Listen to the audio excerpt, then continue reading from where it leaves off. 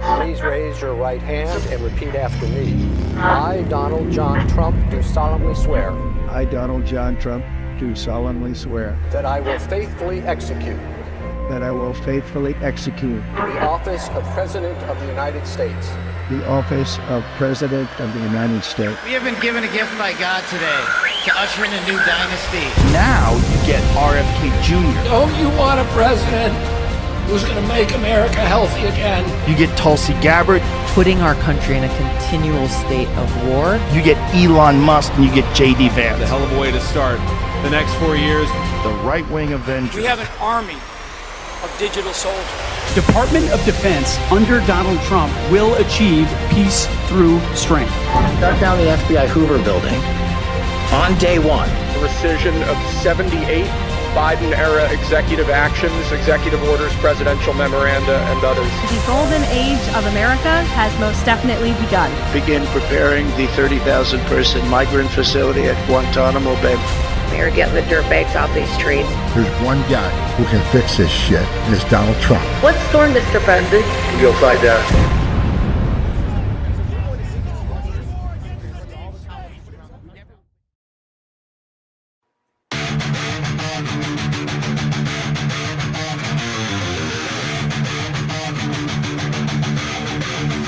You fucker!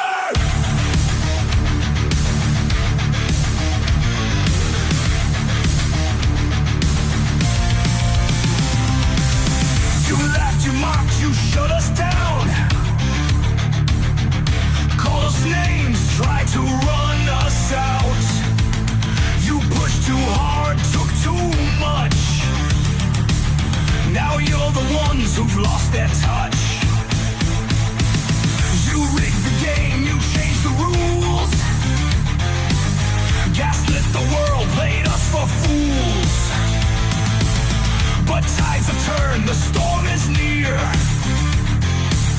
Cry all you want, we're still here. Faithful, fuck around and find out. You tried to rule, but your time ran out. Faithful, the silent won't stay quiet now. We're taking back what you burned to the ground.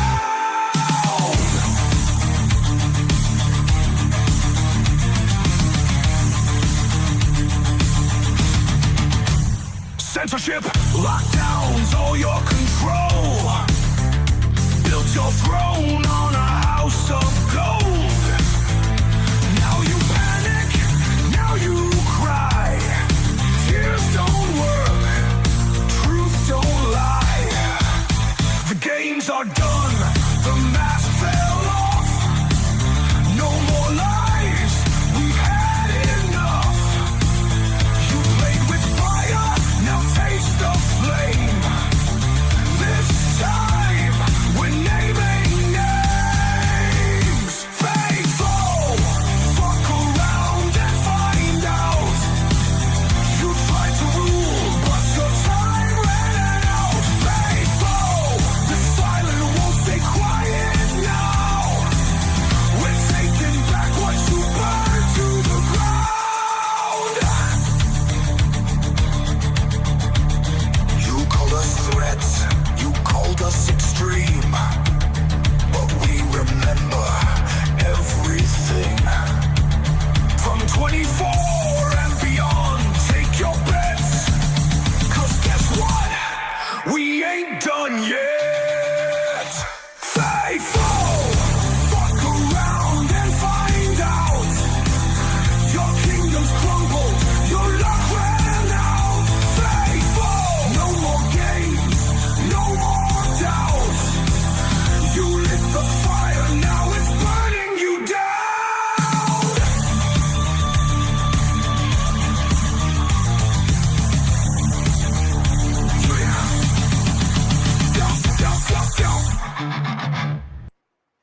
Good morning, good evening, good afternoon, wherever you're in the world. My name is Josh. Welcome to the Red Pill Project's Daily Dose, live with you Monday through Friday. And that there was Jason Corsi with FAFO, Fuck Around and Find Out. And you can find that on Jason Corsi's YouTube page. I don't have the link directly available. Sorry, Jason. I know you're probably listening, but I don't have the link directly available. It was actually posted on someone else's account when I pulled it up, Full Metal Patriot. But go out there and just search FAFO, fuck around and find out, Trump, and you shall find that on YouTube. But go give Jason a follow. And, you know, I was watching the video and I'm sitting there going, man, what perfect kind of placement for Trump in that video as the drummer. He's keeping the beat. He's keeping the timing, right? He's setting the rhythm course. Because when we start to look at what's happening right now, we have to understand that Donald Trump isn't a savior. That he might be the face of this movement, the head of this movement, the leader of this movement, but the movement's us. And I think that for the preservation of making America great again, the preservation of our constitutional republic, for the future, for the next 4 years and beyond, to the 12 years down the road, this is the mentality that we have to have within our side of ourselves, and the transition that we need to begin to take. That Trump's not always going to be there, right? That eventually Trump is going to be gone. And that we have to make that grand transition into leaders of this movement at the grassroots level. And we have this infrastructure from the We Are the Media perspective that has done a lot of this. And don't get me wrong, we're going to continue to do what we do. But I see a lot of people in the conservative community that are posting on X and everything like that. They're just nothing but regurgitators. They're just regurgitating nonsense and bullshit, or whatever the big trend is of the news of the day, because that's what it gets engagements. And I want you to understand that these aren't the leaders of the conservative movement, even though they're being invited to CPAC and they're being invited to the Young Republicans. They're not the leaders. The leaders are who you stand behind. The leaders are the people that you choose and you decide. And that as we press forward in this movement, one thing that we need to ensure within ourselves is that we preserve the moral and ethical base of who we are, what we are as Americans, that we preserve the constitutional republic for which it is, and we move forth on that platform that Donald Trump has so beautifully established over the last 8 to 12 years. Because what's going to happen over the course of the next few years, when Donald Trump doesn't run in 2028 and you got J.D. Vance or Rubio or whoever it is that steps up in that place, this is when that downfall position can begin to happen. This is when the infiltrators begin to attack back. The globalists begin to forefront their actions inside these administrations and reestablish a new deep state. They begin to hijack movements all over again. And don't think that they're not going to, because they absolutely are.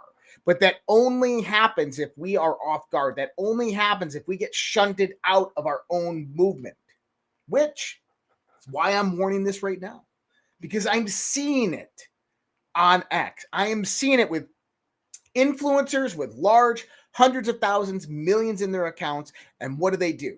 They never produce anything genuine unto themselves in the context of real research. They never go out there and critically think about what's happening in the world. Instead, what they're doing is they're propagating someone else's trend narrative. Why? Because the majority of these influencers on X, on YouTube, so forth, are paid. Period. They are paid by big media organizations, outlets, by think tanks, by NGOs, by organizations, by groups that might have conservative in their name, but maybe are not conservative. It's the same damn side of the Democrats that occurs there that is happening with the Republicans right now. And what they're doing is they're going out there and they're aligning various big influencer accounts to create this voice. And what are they doing is they're propagating the MAGA community voice, and they're getting various different news articles out there, and you're going to see it regurgitated all over the place. But in 4 years from now, that message will begin to shift and change. That message, when you become disappointed in that leader, will churn on that leader. You've already seen this a little bit this year. When Trump does something that certain people don't agree with, all of a sudden you have people that have been MAGA and Trump the whole time flip a switch. Well, why? What happened? Who lit the fire under their ass? Who lit the fire under their ass is probably their financiers. The big account that they are under on the media distribution side of X that controls their account that told them, hey, you are under contract with us. You got to publish this. But remember, when you look at these accounts, I'm not going to call them out tonight. They know who they are. They don't produce anything that you didn't already know. All they are doing are nothing more than echo chambers of a mainstream narrative. When we think of the mainstream media, what we think about, number one, is political bias. Obviously, Fox News, more right-oriented, CNN, more left-oriented. And they have what they call a swing bias of where they are going to shift and transform news and information that is constructed around their narrative. This is now happening on social media. Don't think it's not. It is. And it's the same actors that control the left and the right wing propaganda networks that are doing it. The reason I say this, well, I'm seeing it every day. Like, number one, if you're on X, give me a thumbs up. If you're on X right now watching this, give me a thumbs up. Give me that heart. Give me that share. If you're on Rumble, give that thumbs up. I want to see how many people are actually on X out there.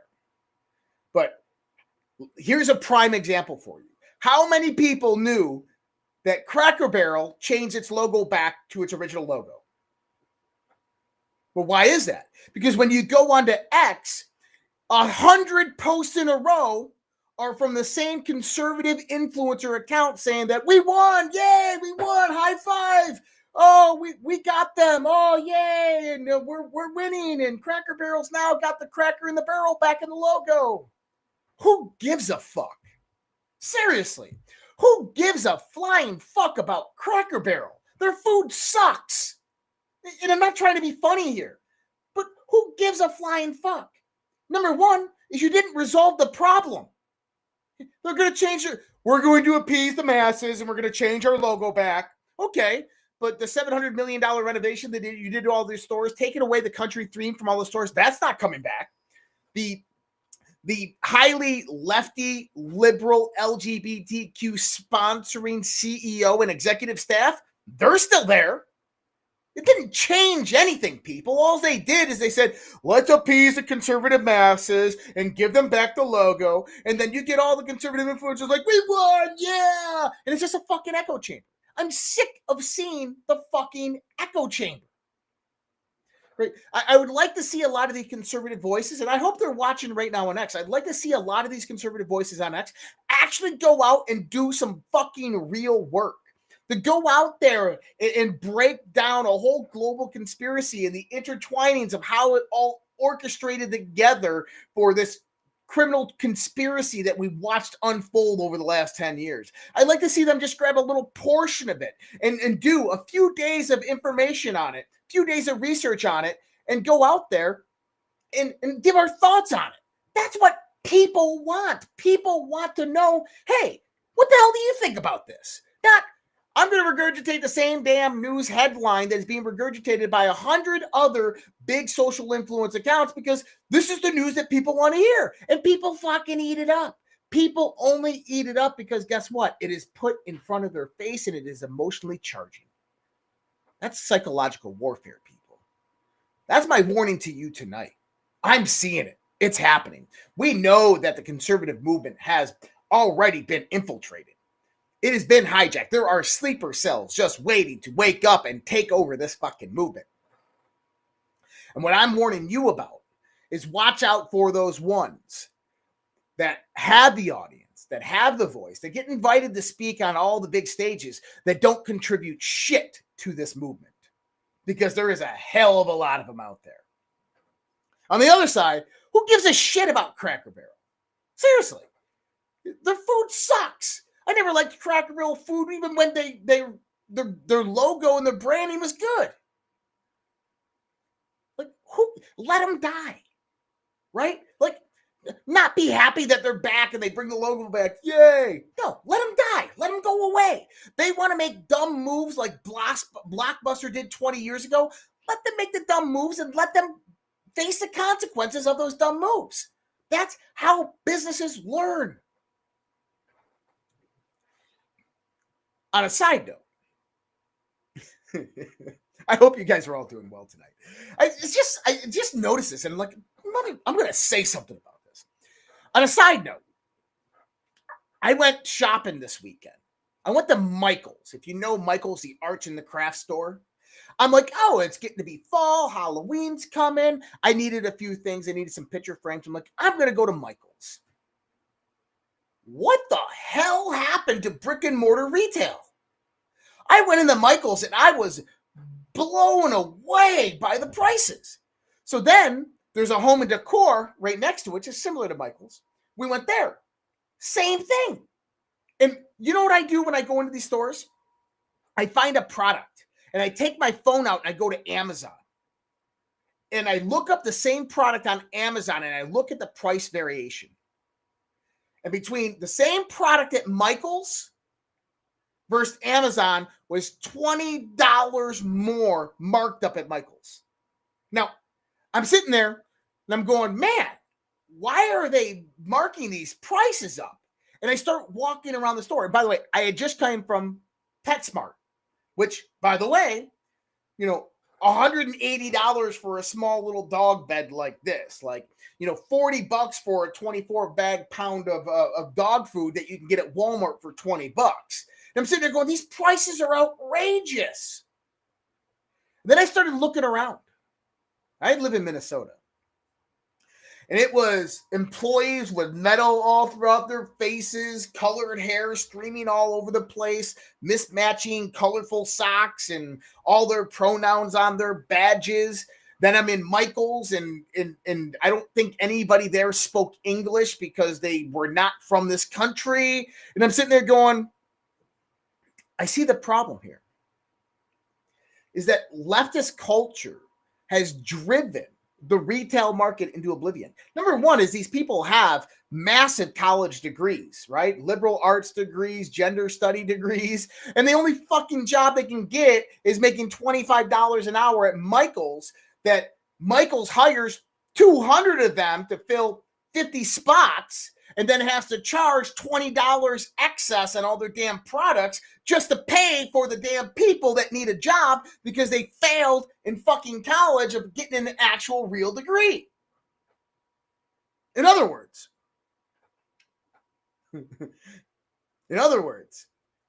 the retail stores, they're going to be gone pretty damn fast. Online digital marketplaces are blowing them away in price comparison. If you are planning to go holiday shopping, birthday shopping, whatever it is this year, if you're going to go out and buy Halloween candy, what I recommend to you to do is to go into the stores, look at the prices, and then look it up on Amazon or other digital marketplaces and watch the price difference.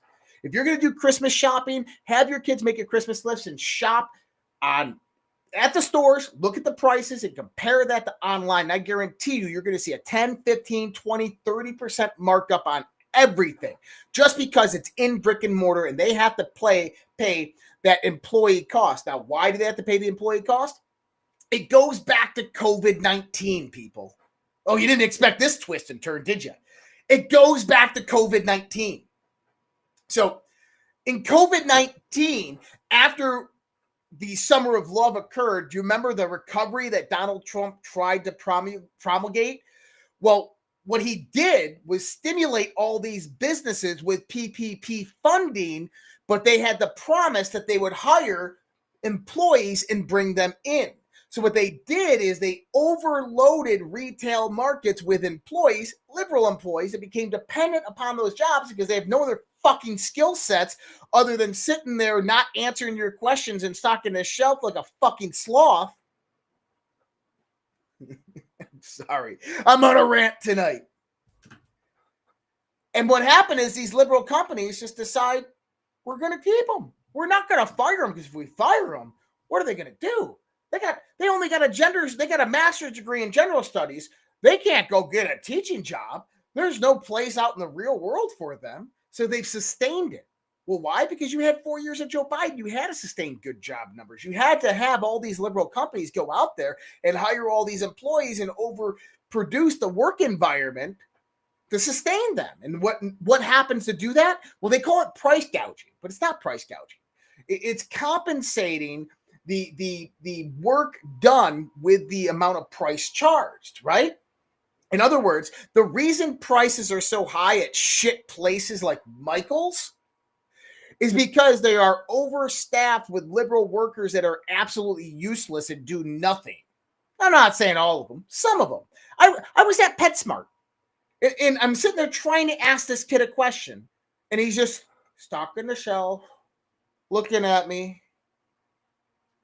And I'm like, my fucking dog could stack the shelf faster than you do. Get the fuck out of the way. Like, there's a problem in our society within the economic retail market infrastructure, if you understand what I'm saying, to the point where it's going to collapse. Oh, it's going to collapse, and it's going to collapse hard. Now, what does that do? That presents opportunities. That presents opportunities to people like you and me, right? Because now we can see a vision of where the world is heading. We can understand that brick and mortar companies are going to go away. A lot of them are already online anyways. And don't be fooled by companies like Kohl's or Sears that have these massive sales. You go into Kohl's and you're going to get your 2 times Kohl's bucks, and you go in there and everything's 30 to 40% off. What you didn't realize is they've already marked it up 60% over retail price anyway, and then just took 30% off of that 60% markup. So they're still charging you 30% on the overhead. You just think you're getting a deal. All companies do. This is why Sears went out of business, right? Sears had their own brand, Craftsman, for the longest time. What they did is they marked Craftsman's up on its name 40, 50, 60% above actual retail, what a quality product would cost, and then they'd give you a 20 or 30% discount on it, so they're still making an overhead profit margin on it. They put them out of business. Well, Kohl's is going the same way. All of these companies are going the same way because they cannot sustain the model that is put out there for them. There is too many people in this country that have low skills. Important to understand. Too many people in this country that are filling low skill worker jobs. Now, I'm not trying to demean anybody, put anybody down. 99% of them are liberals.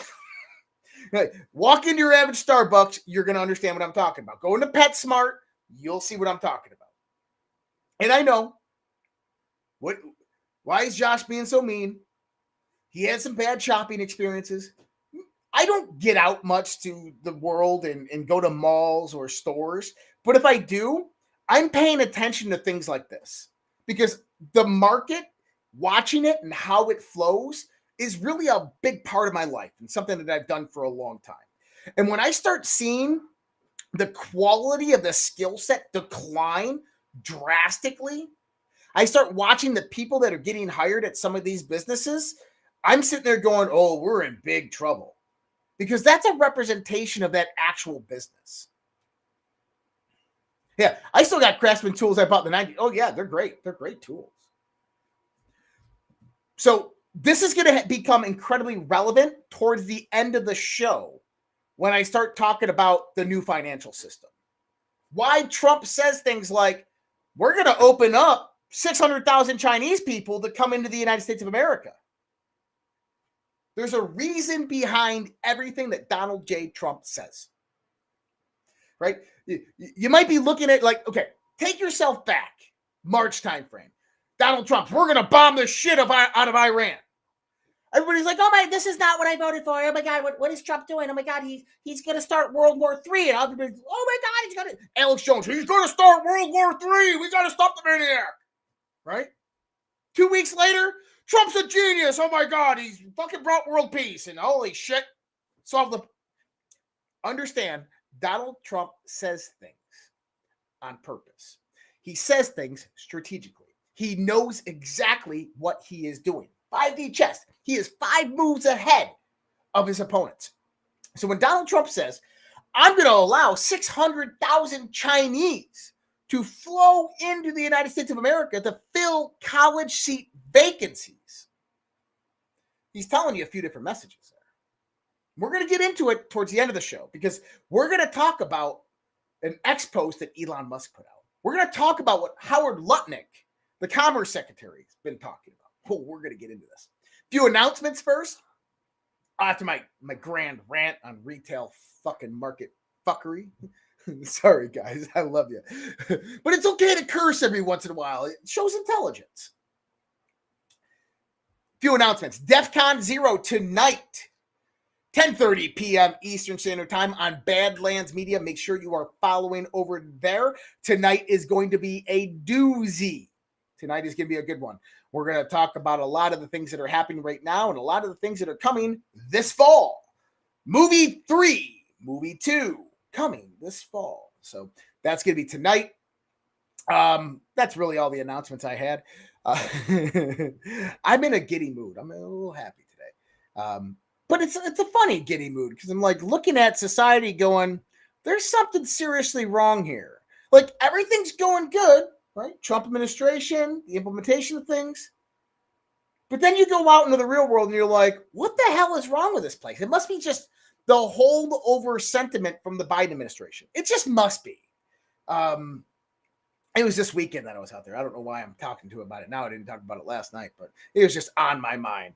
I think I was looking at something. I was looking at prices for something in a retail online store versus Amazon. I'm like, what the fuck? Anyways. Badlands Media. Nathan, just go onto Rumble. Type in Badlands Media, all one word, and you shall find them. Click on the first profile that you see that has, I think, over 214,000 subscribers, and that would be the channel. And below that, you'll see upcoming for tonight, DEF CON 0. 0 spelled with a Q. Don't ask where it goes. At the end, replacing the 0. All right. Let's get into the news of the world. And by the way, remember, never believe anything anybody tells you, no matter who they are or what authority they possess or profess, unless you can prove it with your own research, your own investigation, through your own inquiry, through your own volition. And I mean, even me. Don't believe a fucking word I say. Go out there, prove it to yourself. Validate it to yourself. Utilize your own intellectual skill sets to go out there and dive deep into the things that I say and other people say and make sure that you're proving it to yourself. I've been corrected, and I love to be corrected because you know what? I'm not always right. But when I am right, fuck, we're right. And it's pretty crazy to be right, especially in the predictive nature of what is unfolding in the world right now. But you know what? It's another thing to know the information, to really have gone in and deep dove into the information. I just watched Brad's Codex 9/11. I don't know if any of you guys have watched this yet. Amazing. Brad did an absolutely amazing job with Codex 9/11. It's also on Badlands. And so you can find this on Badlands. I wanted to give it a shout out because Brad put a lot of hard work into this. If you don't know Brad Zerbo, he's an amazing human being. He does a lot of great research, and he put this together very, very well. This is Codex 9/11 on Badlands. I thought I was sharing my screen. Codex 9/11 on Badlands Media. Highly recommend you go and check this out. And I wanted to pause that right there. There it is. So check out, it's on Badlands Media. So Badlands Media, all one word. You can just type in Codex 9/11.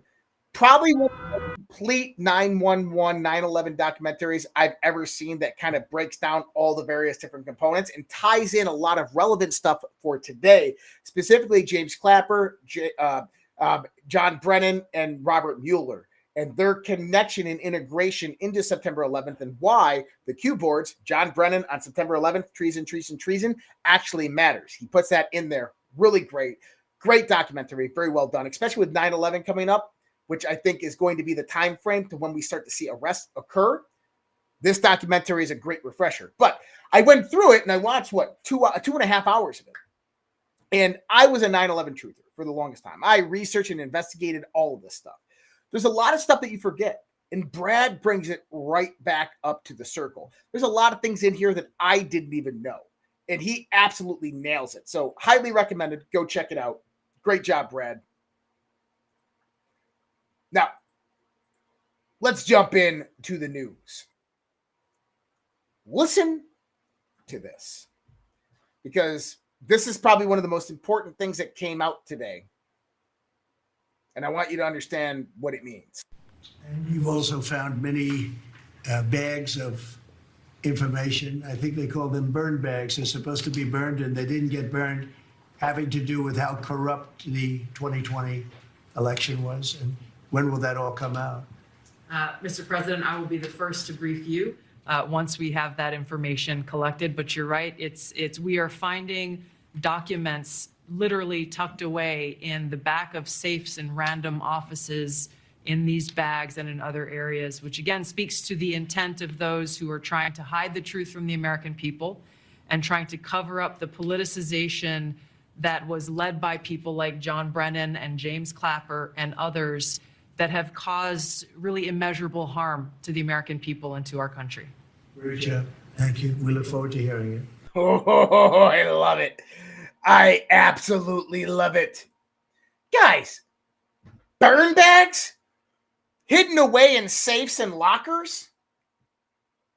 Did you know that the word gullible is not in the dictionary? Did you? Listen, we have it all. It goes back to Q14. What do you have to do to get oversight control over all three-letter agencies with military intelligence? You have to go through exactly what we just went through, right? And then once you do get control over them, now you can have criminal referrals to the DOJ that brings about civilian prosecutions through the military. How? Lieutenant Colonel Tulsi Gabbard, the Director of National Intelligence. Do you honestly think that they're finding this stuff in burn bags or in lockers and broom closets? No. Trust me, when the Biden administration came in for 4 years, they burned the shit out of every damn document they could find, to the point where they weaponized the DOJ to even go to Donald Trump's home, go through Melania's underwear drawer, in Barron's closet, and through Trump's toilet room, and go through, scour every document there to ensure that they got every damn last bit of information pertaining to their crimes and criminality, and they destroyed it. Now you have Tulsi Gabbard coming out and going, yeah. You got Cash coming out and going, yeah. We had these burn bags that were set for destruction, but for some reason, they forgot to burn them. I don't believe it for one bit. In other words, how did it happen? How did we preserve all of these documentations through the Biden administration, through the deep state infiltration of the first Trump administration? How did all these documents get preserved?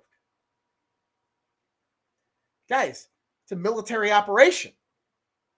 How do you enter evidence legally?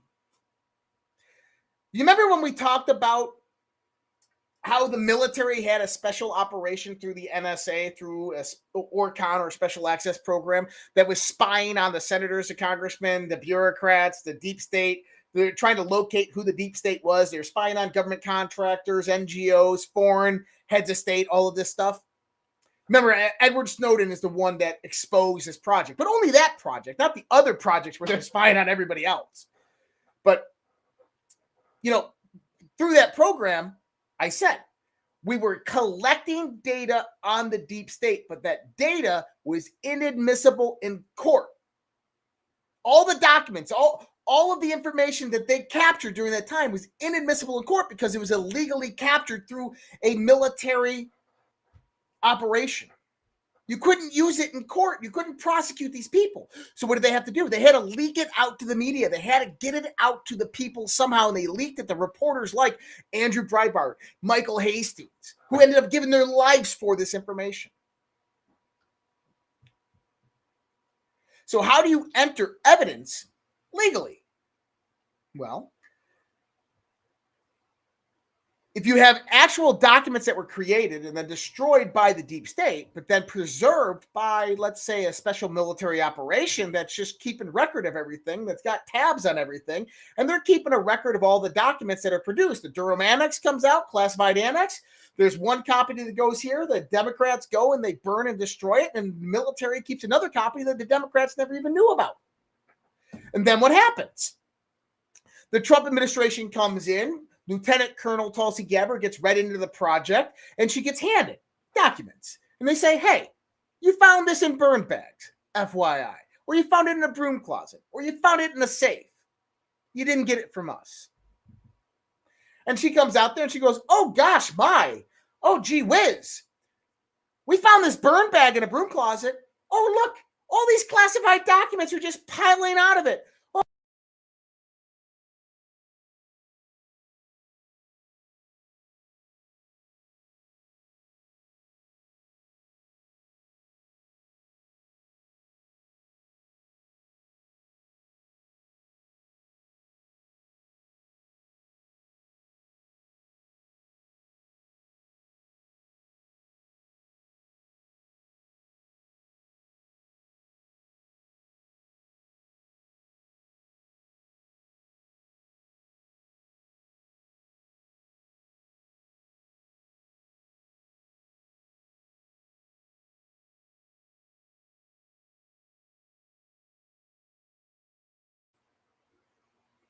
Can you hear me now? Can you hear me now? Can you hear me now? Can you hear me now? Can you hear me now? Can you hear me now? Yeah. Are we back?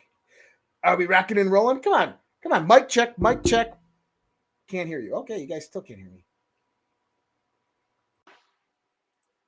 Okay. Can you hear me now? I hear 5-5, no audio, muted. Yes, yes, yes. You're good. Good. Okay, good. I'm back.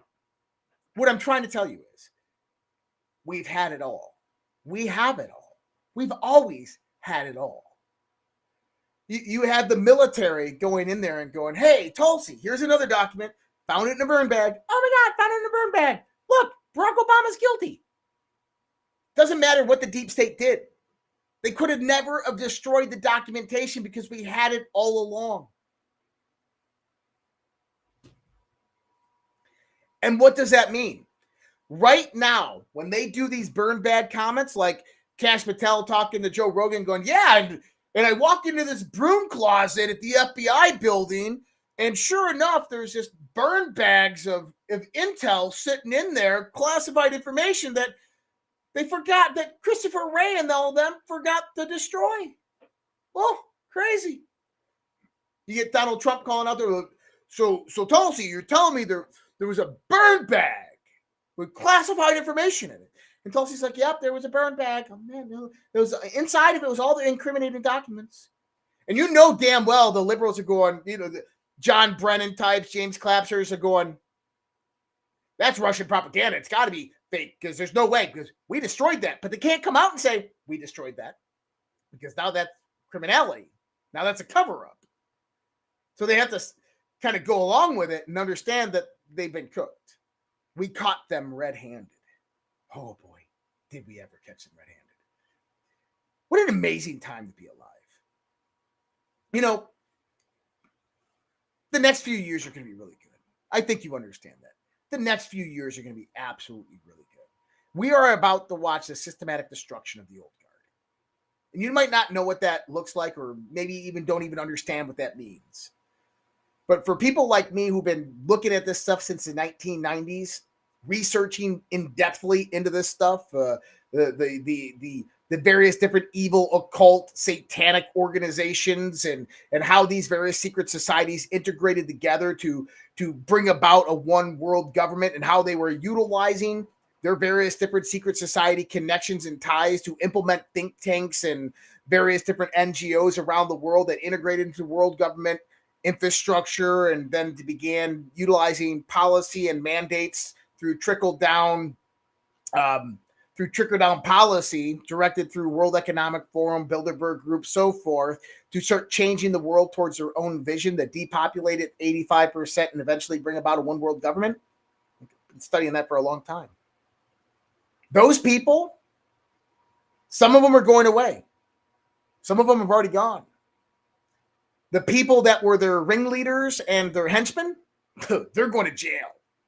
But a lot of these people in the political elite side, that's it. It's done for them. The dream of the commie-fascist New World Order, 85% population reduction, is almost done. It is basically gone. People like Bill Gates' wet dream, it's over. And why is it over? Because you're awake. You now see. Because there is no more putting Pandora back in the box. The cat is out of the bag. The shit has hit in the proverbial fan. That you cannot stop any of this. That nothing can stop what is coming. It's inevitable. And so when I start to watch the Trump administration and how they're playing this out, because it is in context scripted, I just love watching it. Number one, because it's incredibly predictable. I mean, we'll get into some of the predictability here in a minute, but it's incredibly predictable. And on the other side of the house is that it's very entertaining to finally see justice occur after all these years. CIA Director Ratcliffe. The CIA was working against Americans. No shit. He said at the CIA, we had an additional challenge because our workforce had been misdirected. Its focus put on political narratives, some that even worked against you, Trump, and always worked against the American people. We have been focused back on the core mission of what CIA is supposed to be doing ever since the Trump administration started. That's Dan Ratcliffe. John Ratcliffe. In other words, what we're seeing right now is a transition to U.S. institutions back to their primary purpose of serving the American people. What does John Solomon have to say? Let's listen to what John Solomon has to say, because as I showed you last night on the show, we talked about John Solomon, March 2017, where he was contacted by two GI, government intelligence, GI, military intelligence people that came and gave him some documentation and pointed him in the right direction, which means that John Solomon has it all too, and it's on trickle-down disclosure. Listen to what he says. A second story will be by myself and my great colleague Stephen Richards in the morning.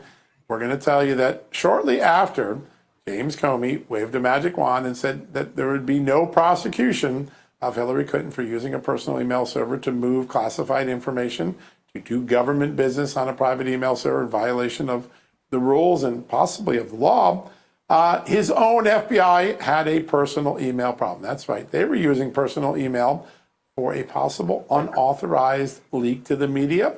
You're going to see those documents for the first time tomorrow. We're going to write about it tomorrow. So two big accountability stories to kick off tomorrow morning's report. Be sure to check them out at justthenews.com or download the Just the News apps from the Apple App Store and the Android. Guys,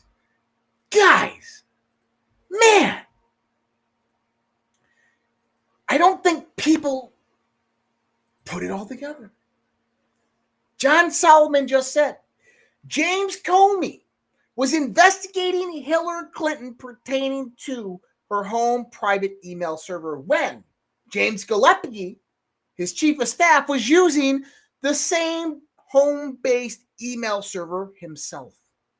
Not only that, is James Comey's staff was using it. What were they using it for?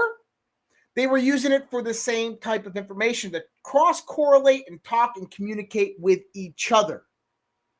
Why is this so important?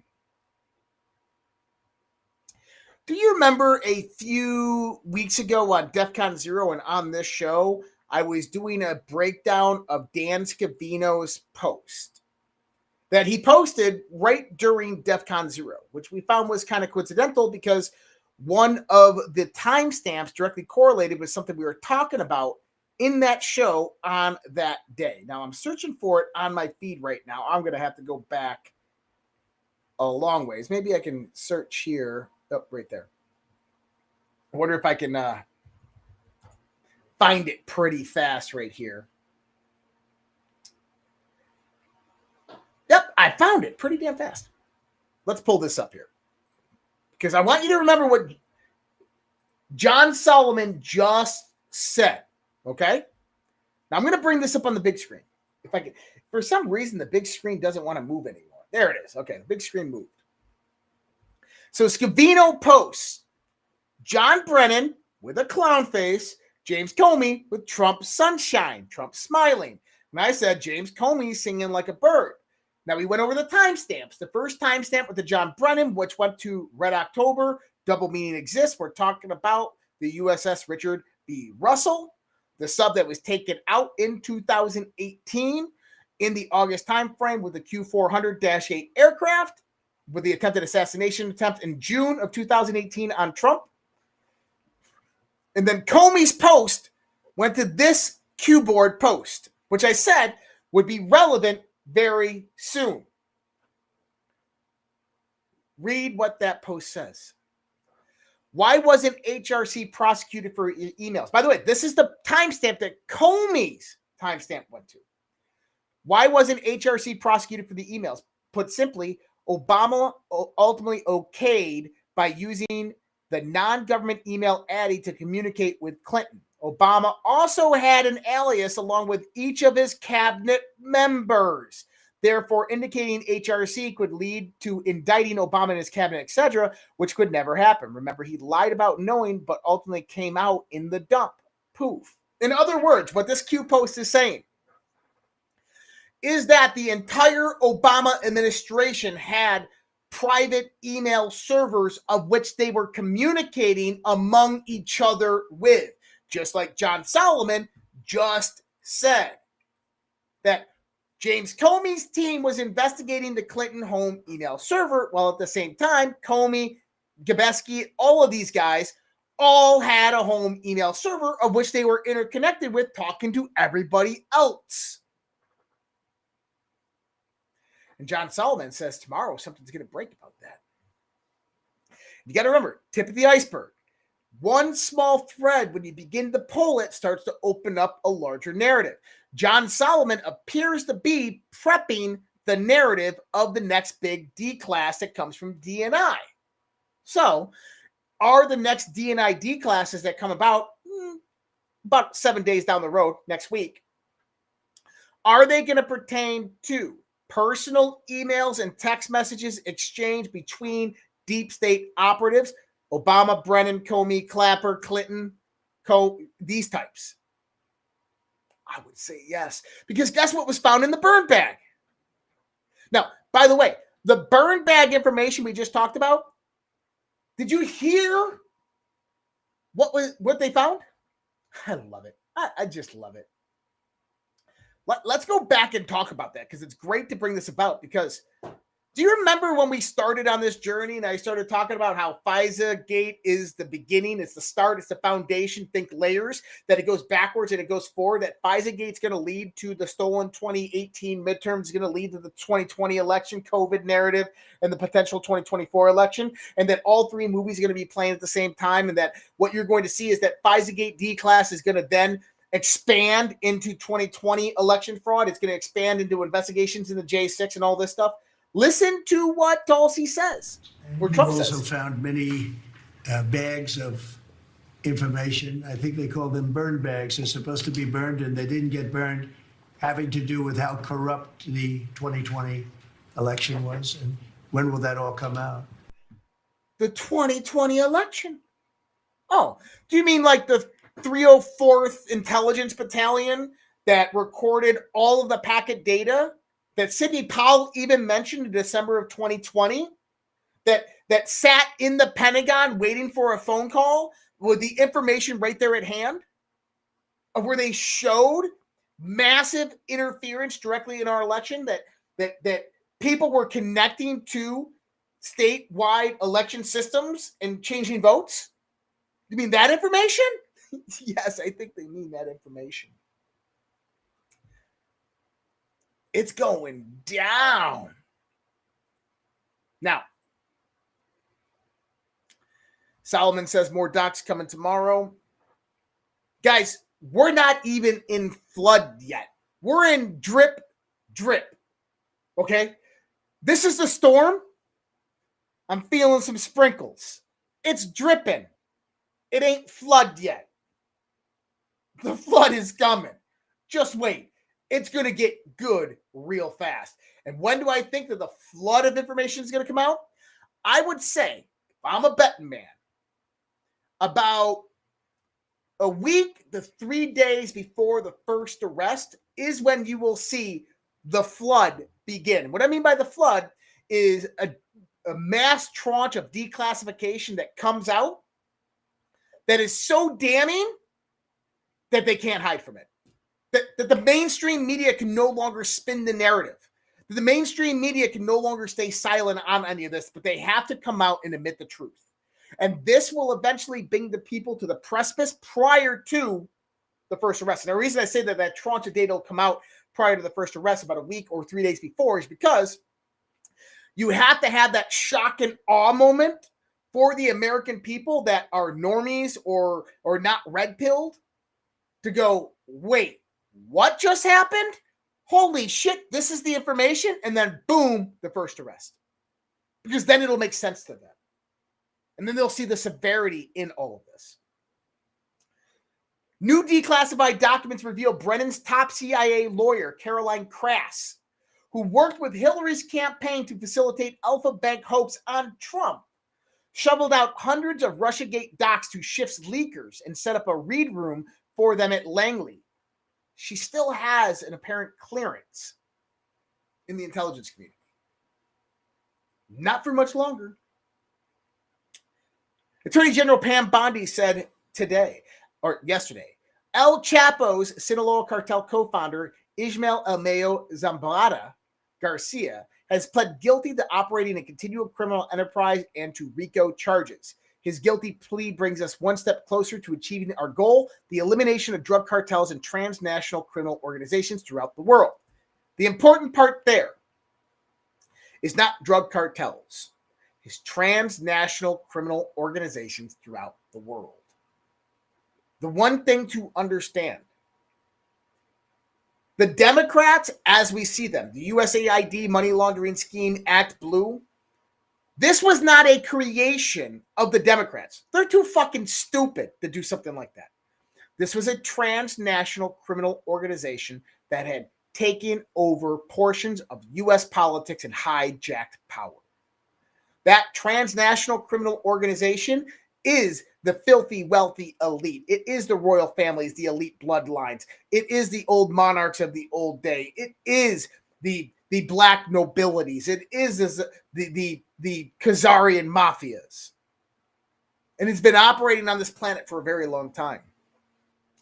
Now, why does this matter? Because I wonder what El Chapo's is saying to the DOJ to cut a deal. Yesterday, General Flynn, I talked about it on the show. I said, dear foreign terrorist leader Maduro, remember I said this yesterday. I said, you better watch out. War is coming to Venezuela. War is coming to Venezuela. We're going to repeat it tonight on DEF CON. The title of tonight's show, War, Reset, New Financial System. He said, General Flynn said this yesterday. Dear foreign terrorist leader Maduro, your days are seriously numbered. You do not stand a chance against the counterterrorism forces of the United States of America. You are responsible for the deaths and maiming of thousands of Americans. We will no longer stand for this. We finally have a leader in the White House who has the courage and the guts to do the right thing. My strong suggestion for you is to take a vacation with your Syrian buddy Assad and get a one-way ticket to Moscow very soon, like the next 24 hours. Why did Flynn tell him the next 24 hours? The people of Venezuela have had enough of your tyranny. They strongly desire peace, liberty, and prosperity, all of which they can have under the duly elected leadership of Maria Coriolis, who actually won the election. Now, why is that important? We already talked about that. Why is that important? Where the hell did all this go? Oh, there we go. I had my stuff mixed up a little bit. Because we just got report today that Venezuelan warships and drones are now going to patrol the coast of Venezuela while the U.S. Navy presence is right off their coastline. So Donald Trump today declared, we're going to deploy more U.S. Navy assets. So along with 4 U.S. destroyers, 2 large amphibs, I think there's 2 LHAs, or an LPD and an LHA there, with 4,000 Marines on board. He's deploying 2 Ticonderoga-class cruisers, okay, and 1 nuclear submarine. To Venezuela? Nuclear submarine? What the hell's going on here? we're preparing for war, people. That's what the hell's going on here. You don't send a naval presence like that unless you mean to inflict damage. Number one is it's a threat condition that Trump is proposing to Maduro. It's basically fuck around and find out. What does that mean? We know that September, October timeframe is when the shit is going to hit the proverbial fan for the deep state, when the first arrest is going to happen. We know that the deep state has plans of their own. Activate the sleeper cells, the MS-13, cartels, gangs, Tren de Agua, various terrorist organizations, Al-Qaeda, Taliban, ISIS, Hezbollah Unit 910, activate them in the streets, create a color revolution, burn the cities down to the ground, take over the infrastructure, critical infrastructure, and then take away Donald Trump's power from the inside. That was their whole goal, to disrupt. That was called the Firestorm event. We know that's their next move. Well, Donald Trump has financially neutralized China. China would be dumb to activate any of their 2 million military-age males in the United States of America with Donald Trump at the helm. Xi Jinping even said this. I ain't fucking around with the United States. Next, Iran. Well, Hezbollah Unit 910 and maybe other terrorist organizations that are affiliated with them that are in the United States. The Houthis maybe that came over the border. Well, remember what happened to Iran the last time they fucked around? They found out. And Iran now wants to reduce sanctions. They don't want bad relations with Donald Trump because they know Donald Trump will drop a bomb right in the middle of Tehran. And he's proven this because he sent a B-2 bomber over there with bombs and dropped it on their nuclear facilities. And he said, if you fuck around, I'll drop one on Tehran. And he means what he says. So Iran's neutralized, China's neutralized. Well, that leaves one variable for control. That if you have all of these gangs, cartels, Tren de Agua, so forth, that are still rampant within our streets, and you know that the Democrats, the left liberals, the globalists, when the arrests start, can utilize that to bring about chaos, you have to neutralize that threat. And how is Donald Trump doing that? With 4 U.S. Navy destroyers, 2 U.S. Navy cruisers, 1 ballistic missile submarine, 2 amphibs, and 4,000 Marines. Sitting right off the coast of Venezuela with a $10 million bounty on Maduro's head, with General Michael Flynn come out and saying, leave Venezuela now, next 24 hours, highly recommended. Now, can the U.S. Navy begin a military action campaign against Venezuela? Or would that be attacking a sovereign nation? Well, here's the legality of the situation. Donald Trump has declared, Congress has approved it, Venezuela as a terrorist organization. It's really that simple. All the paperwork's already been filed. They're a terrorist organization. All it's going to take is one little small event. One LSV, logistics support vessel, or go fast to fire one round across the bow of one U.S. Navy ship. And it's on like Donkey Kong. Make it launch bombs, do whatever the fuck they want. What I think is going to happen, I think military action is going to be taken against Venezuela probably in the next 2 weeks. It's coming. And I think it's going to probably be special operation forces going in, trying to neutralize Maduro as fast as possible, get him out, bring him back to the United States for prosecution, and then neutralizing other Venezuelan assets, military assets. So probably a very, very quick special military campaign. You'll have U.S. Navy bombardments on military operation outposts on disabling the Venezuelan Navy. You'll have special operators parachute in, grab Maduro from the palace. You'll have Marines as backup support in case that goes south. They pull Maduro out. They dismantle the whole cartel organization in one fell swoop. They'll probably bomb all the cartel facilities within Venezuela within that same bombing campaign. And it'll be over in 24 hours. Because that war is not going to last longer than 24 hours. Now, is that going to happen? Possibly. Is it going to happen if Tren de Agua and these cartels get activated? Oh, yeah, it's definitely going to happen if that happens. But I think right now it's used more as a deterrent to stop Maduro from acting when the arrest happened. But I have a feeling that the Trump administration's patience has ran out with them because the cartels just don't give a shit and they're continuing to do what they do. And I think that we're going to see some type of military action very soon. I don't want to say the next week because I don't want to be wrong, but my gut feeling is the next week. Like next week, holy shit, the U.S. bombed Venezuela. Yeah. Now, another part of this. How fucking stupid are people? Like this dude, I don't care what his skin color is. This guy is dumb. Investing in CVI or our community violence intervention workers. We're also investing in youth employment. This summer alone, we hired 31,119 young people. And in the neighborhoods where youth employment was the highest, we saw the most significant decline in violence. He also can help support mental and behavioral health care services. I've reopened the 3 mental health clinics. We've expanded mental health crises workers all over the city so that when mental health crises occurs, a police officer doesn't have to show up to that scene, but we have a trained professional to be able to address these crises. The other thing that he can help us with is the federal government can help us with. I've revamped the entire detectives bureau within the city of Chicago. Now, they will tell you that crime's down 17% in Chicago because of all the programs that Mayor Johnson has implemented. It's like the second highest murder per capita in the country, Chicago. Number 1 is I won't go to Chicago. I barely want to drive through Chicago when I'm on the interstate going to another state. Okay, it's reckless, it's lawless, and it is because all of those programs that he just talked about came about because he defunded the police. If you don't believe me, go listen to the citizens of Chicago responding to Donald Trump deploying the National Guard. This is people on the west side of Chicago, inner city, and what are they saying? Please, Donald Trump, send the National Guard. Yes, we need it. Clean up these streets because this is rampant crime, murder, mayhem. And you know, Mayor Johnson right there already said that if Trump sends in the National Guard, he's going to incite violent riots against them. I think that Mayor Johnson could be one of the first arrests of high-profile Democrat leaders. I think Gavin Newsom will be one too, but it'll be interesting. We're going to talk about this tonight on DEFCON 0. I found it interesting. Trump calls his Operation Warp Speed one of the greatest achievements ever in politics or in the military because it was almost a military procedure.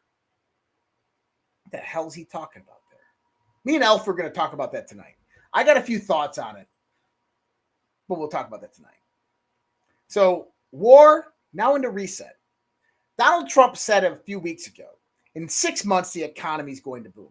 Right now, when you start to look at the markets, you can understand the markets aren't in a good position.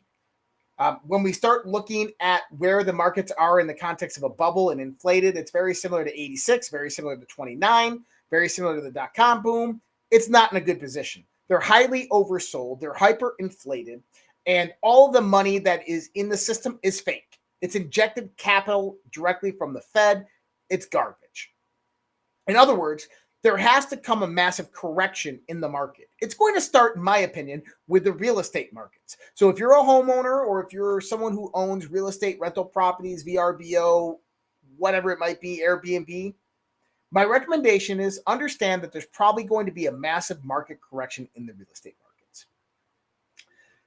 But on the other side is that there's going to be a reset in the valuation of a lot of these companies. I think that this is coming relatively soon. Now, there's a reason why blockchain runs hand in hand with artificial intelligence. One of the things about blockchain is that when you have tokenization of assets of like your economic and financial systems and the stock market and things like this, is because of the way that blockchain operates on a public ledger and the accountability practices and the amount of money that's flowing in and flowing out and the trackability of that money generated through various different crypto assets, you can't have fake money really go in and pump the market up like central banks do.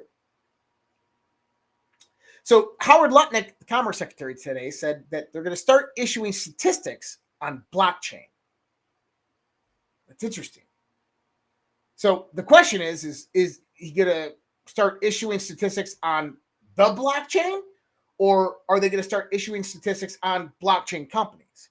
Well, what he's saying is the statistics that the U.S. government is going to start putting out is going to be blockchain based, as in They will create a smart contract. That smart contract will take in actual real data mitigated through the government agencies and reported as is. It'll go through a smart contract. It'll do all the calculations and tabulations, and then it'll present a report, which will be on the blockchain and immutable. In other words, nobody can cheat at it. Nobody can go in there and manipulate the numbers. Nobody can fake the numbers if it's coming from legitimate, real sources, the raw data materials sent into the blockchain through the smart contract, which is public information that facilitates the actual calculations necessary to bring about the numbers that we're seeing. That is a huge change.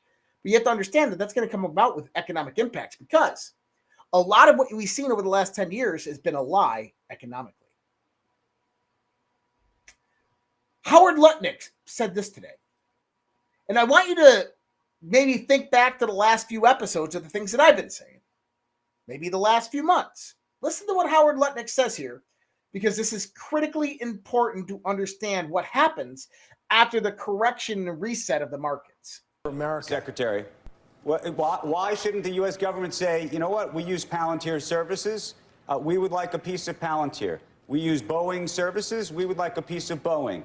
There are a lot of businesses that do business with the U.S. government that benefit by doing business with the U.S. government. I guess the question is, where's the line? Oh, there's a monstrous discussion about defense. I mean, Lockheed Martin makes 97% of their revenue from the U.S. government. They are basically an arm of the U.S. government. They make exquisite munitions. I mean, amazing things that can knock a missile out of the air when it's coming towards you. But what's the economics of that? I'm going to leave that to my Secretary of Defense and the Deputy Secretary of Defense. These guys are on it and they're thinking about it. But I tell you what, there's a lot of talking that needs to be had about how do we finance our munitions acquisitions. I think a lot of that is talking. And now you have the right people in the jobs and Donald Trump at the head thinking about what is the right way to do it. I tell you, the way it has been done has been a giveaway. In other words, Howard Lutnick is saying that Lockheed Martin is already kind of an extension arm of the U.S. federal government. And why not own a portion of that business? What else came out today? Lutnick says that the administration would consider federal government partial ownership of various defense corporations like Palantir, which, by the way, the chief information officer of Palantir is a lieutenant colonel in the U.S. Army National Guard that is through Detachment 201. In other words, that board seat, executive position at Palantir is nationalized through national security under the Department of Defense. What you're going to begin to see is the U.S. government taking stake in a lot more American companies, specifically tech companies, Facebook, Meta, Tesla, all of these, OpenAI, which they already have nationalized to a level of degree. Now, why does that matter? Listen to what Elon Musk said earlier today in a comment, okay? Come on. For some reason, my mouse doesn't want to drag this over. I'll just blow it up on the screen.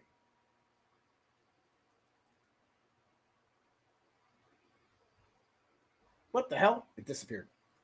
I hate when I do that and like everything disappears. It went too high. Okay. Elon says right here, there will be universal high income, not merely basic income. Everyone will have the best medical care, food, home, transport, and everything else. Sustainable abundance. What the hell is Elon Musk talking about? Well, what you have to start thinking about is the war that is at hand here. We're in an AI war with China. The first one, the ASI, wins. Now, infrastructure is being built out right now. This infrastructure is going to be a direct proportion of the new financial system that we're seeing develop that's running parallel right now, that's rising up. Donald Trump going out there is not necessarily nationalizing these companies. It's not public-private partnership. Instead, what you're seeing with these companies is that Trump is taking a portion of these companies and he's throwing that investment into the sovereign wealth fund, which is owned and operated by you, the American people. Now, those companies still have to go out there and be traded publicly, which means that if they produce better products like artificial intelligence infrastructure and quantum computing and blockchain, right? And now they go out there and start replacing jobs with that technology. That means that they're replacing jobs, that revenue is driving up because of the sale of products and services. With the sale of products and services to compensate for the removal of those people, dividends are paid to the shareholders. Well, if they're going out there in a completely capitalistic market and they're increasing their revenue because they're replacing workers, then dividends have to be paid out to somewhere. Well, that's paid out to the sovereign wealth fund. And as that's paid out to the sovereign wealth fund, it's not something that just stops. As the country becomes more automated, as jobs become more and more replaced, these businesses become bigger, bigger, and bigger, and revenues become greater and greater and greater. And that feeds more dividend capital into the sovereign wealth fund, which then, with tariff revenue, funds the government, and then on the other hand, distributes out to the American people. I've been talking about this for months now. Longer than months now. I've been talking about it for years now. And one thing I want you to understand is that what they are doing economically, it might not make sense to you. It might seem like public-private partnerships or feel like socialism because he's nationalizing, or fascism because he's nationalizing companies. But one thing they have to understand is that the companies have no say in what the government does, right? So fascism is knocked out of the park there. That the government is taking an interest in these companies and bringing them trillions of dollars of investment capital. So it's in their best interest to work with the government. But then the government isn't taking that revenue in from that company as dividends and funding the government with it. No, it's putting it into a sovereign wealth fund, which is then procured within U.S. assets, within gold, silver, Bitcoin, crypto, within other assets, mining rare earth minerals and metals, which then feed back into that same system and increase in value. In other words, those dividends are then paid into a fund, which is gaining interest every year and growing. I'm not saying that in 20 years you might not have to work because you're making good dividends from your investment in the resources of this country. I'm saying that it might actually be possible. Just like the people of the United Arab Emirates live off of the oil dividends that their country pays to them, and they're all multimillionaires. That is the truth. It happens in a lot of different countries. Now, will this one be set up correctly to where it benefits the American people? We got Donald Trump in office. This is what he promised us. I think Donald Trump is going to deliver on that promise. Now, is there any other way for what Elon Musk has said to become truthful? No, there's really not. The sovereign wealth fund and the dividend exchange and the corporations and the changing market dynamic are the only way that this actually can happen. In other words, we have a new financial system that is being integrated. Quantum financial systems, artificial intelligence, blockchain. On the same side of it is we have a new approach to capitalism. That no longer are we dealing with crony capitalism where politicians and corporations are in bed and making the best legal decisions in the context of law, regulation, and policy for themselves, but instead, anything that a politician does to benefit a corporation existing in the United States will automatically benefit the American people because they have a certain percentage interest that's paid out into the sovereign wealth fund and then distributes dividends out to the American people. Does that make sense? That's where we're headed. That's what's going on. Now, why 600,000 people? Now, number one, you got to keep these colleges and universities in business. China brings a lot of business to the United States of America in the context of our universities with students coming over here. Now, Donald Trump said that he's open to having 600,000 Chinese students come to the United States of America. That's actually, I think, like 300,000 more than we already have.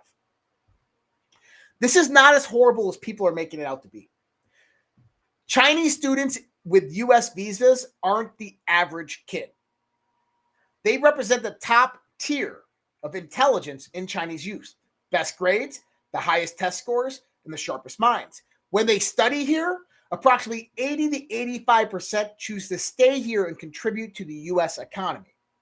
On the other side, we are hosting China's future leaders, scientists, innovators, which also means that American culture returns home with them. When you start to think about emergent tech, this is actually a great idea. Bring the top level students of China directly over to the United States of America. This talent that is pulled away from China now becomes an asset to U.S. companies and corporations. You say, well, why don't we just fill those jobs with U.S. people? Sure. But if I have two people for a job, I don't care about their nationality, U.S. or Chinese. U.S. or Chinese, right? One is 180 IQ, genius in artificial intelligence. The other's got 2 PhDs in artificial intelligence, pretty smart, but the other guy blows him away. Who's going to get the job? I'm going to hire the genius level AI guru up here. Doesn't care about his nationality, but you have to understand that's what China's sending over here.